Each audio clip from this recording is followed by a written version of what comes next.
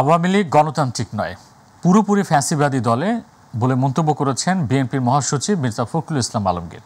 তিনি বলেন, সন্ত্রাস ও দুর্নীতি এ দুটো জিনিসই আওয়ামী লীগের পরিচয়। দুপুরে চুয়াডাঙ্গা জেলা বিএনপি সম্মেলনে তিনি এসব কথা বলেন।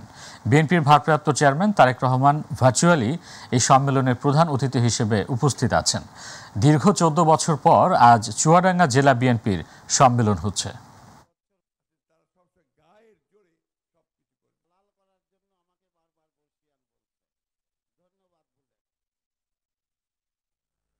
সৌমিত্র দস্তিদার তিনি বললেন, বাংলাদেশে যে সমস্ত প্রচারণা ভারতের মিডিয়া থেকে করা হচ্ছে তার একটাও সত্যি নয়। তিনি বললেন যে হিন্দু ভাইদের উপর অত্যাচারের কথা বলা হচ্ছে।